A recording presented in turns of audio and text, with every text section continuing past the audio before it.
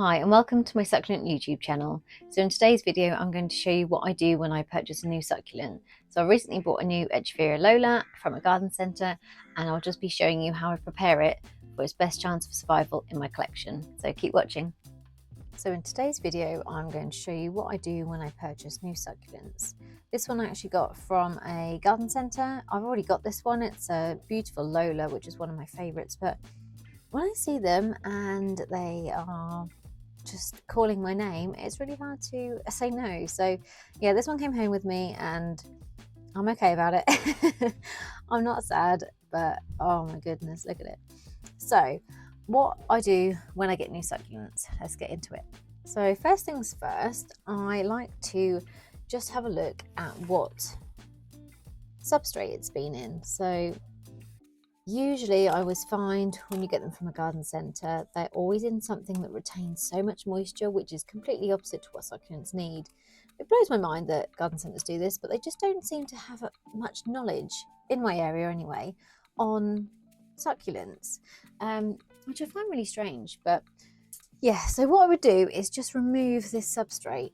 It's too, like I say, too much water can be retained. There's so much bark, it's very organic, and it could, if you water it too much, lead to rotting. And obviously that's what you don't want when you've got new plants. So literally remove all of this soil. They use, I think, coconut coir, if that's how you say it, and pure compost, but it should be in a really gritty mix. So succulents come from different areas in the world, but they're always kind of found in rocky formations, which is very gritty. They don't get a lot of moisture, or when they do, it's kind of a soaking and then they dry out really quickly. Yeah, so this is not the soil that they would naturally obviously live in. So we just need to replicate their home environment as much as we can to make sure it lives on happy and healthy. It doesn't matter if you get rid of some of these roots. These nice white ones here are new ones, so it looks nice and healthy.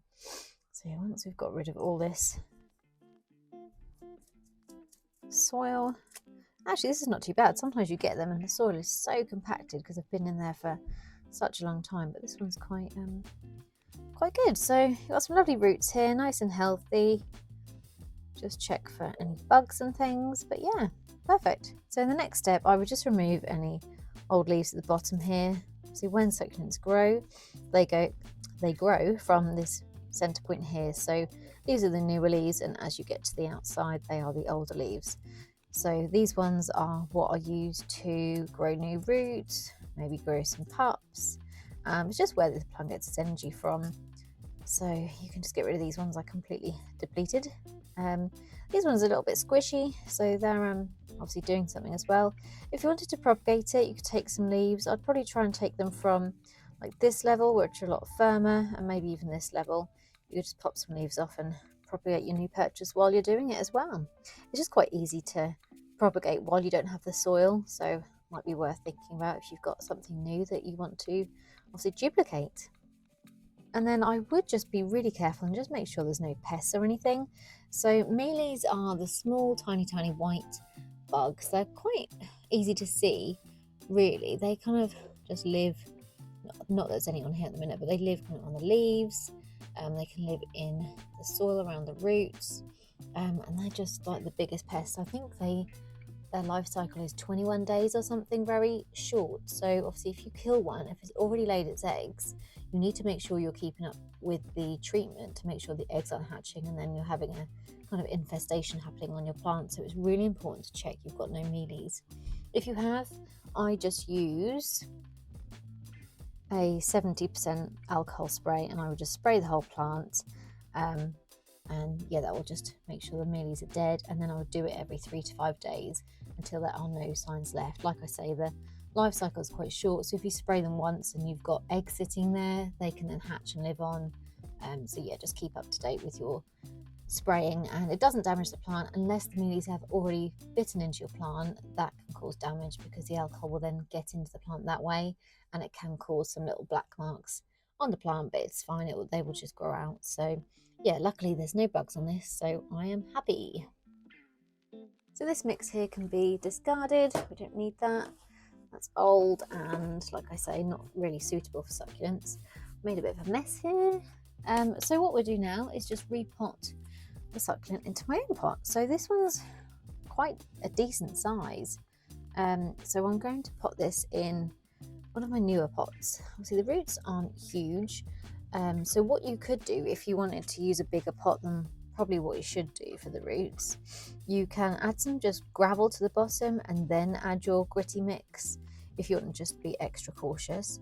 Again, if you're not happy with that, you could use so I do 50% soil, 50% grit.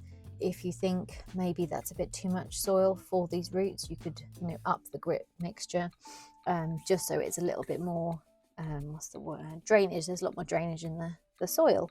So the last thing you want to do is buy a new succulent and it rot. So as mentioned, I use a 50% grit, 50% compost mix. So this is my 50% of my grit. And then we've got 50% compost. And let's give that a really good mix. And there we have our gritty mix. So I just need to pop that into our chosen pot. So this year I am changing my pots into these beautiful white ones. Let me just show you a little clip of my collection so far. It's a little bit dull today, so the lighting's not very good in here, but you can see the white pots. I've done quite a few already, and I just love them. I just think they look so neat and tidy. Colours really pop in these pots as well, so yeah, I love them. I think what I'll probably do as well is just add some grit as a top layer to them, just to, I don't know, make them look more pretty, I suppose. That's just yeah, personal preference. Yeah, love them. So let's add our mixture into the pot. So I'll just put a tiny bit in the bottom to start with. That is way too big for the pot, so I'm going to use my small scoop. Actually, I might just grab my little black one. I fell into the Temu hole the other day and went on the website and just ordered so many random bits, and this is one of my purchases and I love it. Good little scoop to collect soil, and it's really good at getting around the edges. So what I'll do now, I've put some in the bottom, is just, the plant is huge, is just rest him on there. Not always a him. And then we just pop the soil into the pot. Obviously I can't get loads on this scoop, but I like things to be nice and neat, so just pop that in there. I'll just pop you on a time lapse. So that's the fresh soil in a nice gritty mix, so that should really appreciate that.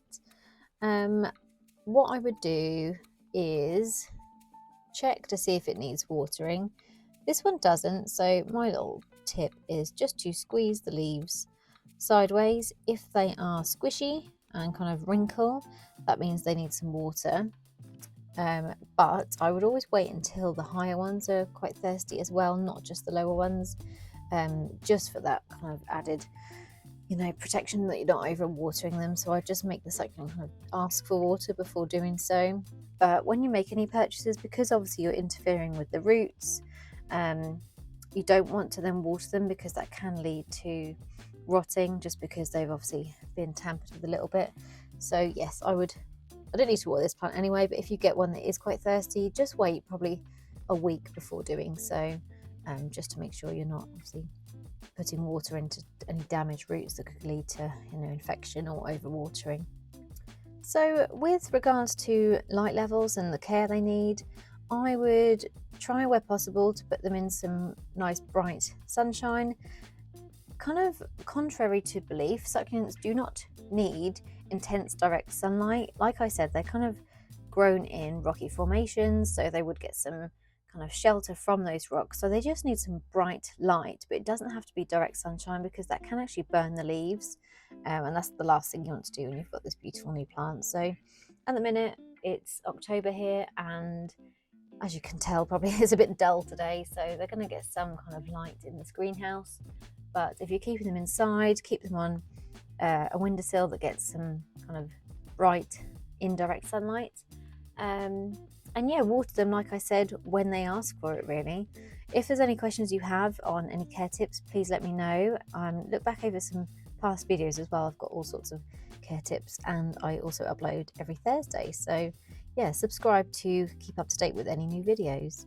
Thanks so much for watching today. I hope something in this video has been of use for you and you can use it to help your collection. So if you like the video or have any questions, please either like or leave me a comment and subscribe to my channel. Thanks for watching, and I'll see you next time.